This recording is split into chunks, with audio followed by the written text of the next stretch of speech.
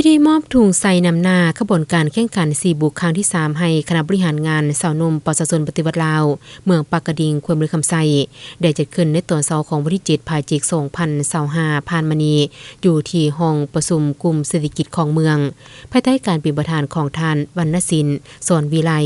ห้องเลขาคณะบริหารงานสาวนมแขวงมือคำไซท่านนางสมหักแก้วมณีคณะประจำพรรคเมืองประธานแนวลาวสร้างศาสตร์เมืองปากกระดิ่งท่านนางจันหอมเพียรวงศ์เลขาคณะบริหารงานสาวนมเมืองโดยมีองค์การภาคีและคณะบริหารงานสาวนมพร้อมด้วยเลขาหักฐานสาวนมภายในเมืองเข้าร่วมอย่างพร้อมเพรียงในพิธีได้รับชมการแสดงศิลปะจากน้องน้อยเยาวชน3รายการคือห้องเพลงอ่อนซอนเมืองลาวฟ้อนเพลงศาสตร์ลาวเผาลาวและฟ้อนเพลงเสียงแคนแดนจำปาหลังจากนั้นท่านนางจันหอมเพียรวงศ์ก็ได้ขึ้นผ่านบทสรุปย่อการจัดตั้งปฏิบัติขบวนการแข่งขัน4ปุกระยะ3ปีผ่านมา2023 2024สาวหนุ่มเมืองปากกระดิ่งประกอบมี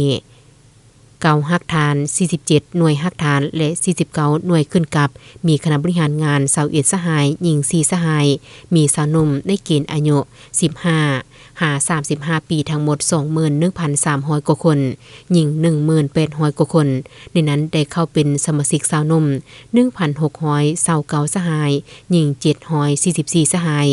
และใน3ปีผ่านมาสามารถขยายสมาชิกสาวนมประชาชนปฏิวัติลาวได้978 สหายหญิง 571 สหายคณะบริหารงานสาวนมเมืองปากกระดิ่งแต่ละขั้นได้ยึดมั่นทัศนะของพรรคถือเอาการศึกษาอบรมการมโนคิดเป็นสำคัญโดยซ่อนห้อยเข้าทุกโครงเขตเวียกงานติดพันกับการลงสุกโยปลุกระดมและสร้างเงื่อนไขให้สมาชิกสาวนมเยาวชนได้ห้ำเฮียนแนวทางนโยบายของพรรคมติคำสั่งระเบียบกฎหมายและนิติกรรมต่างๆด้วยหลายรูปหลายการเป็นต้นแม่นเผยแพร่ในขอแข่งขัน4บุกของสาวนมและในขอแข่งขัน 3D 4 หูของเยาวชนอย่างทั่วถึงเห็นให้สมาชิกสาวนมและเยาวชนมีความเข้าใจต่อแนวทางการเมืองและพร้อมกันจะตั้งปฏิบัติขอแข่งขันของตนอย่างเป็นขบวนการฟุดเฟินสามารถตีราคาการจะตั้งปฏิบัติขอแข่งขัน4บุกได้ถึง 94.25 ส่วนหอยในพิธีจึงได้ผ่านข้อตกลงคณะบริหารงานสาวนมประชาชนปฏิวัติลาวแขวงมือคำไซเลขที่131/คศปปลคลงวันที่29มกราคม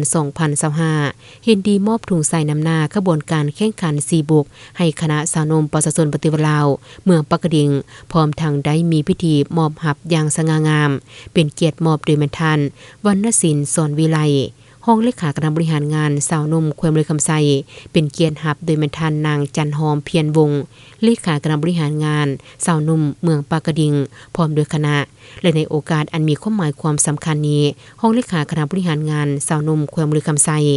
ก็ยังได้มอบเครื่องลิ้นพัฒนาการเด็กรวมมูลค่า2 ล้านกีบให้สาวนมเมืองปากกระดิ่งเติมเอก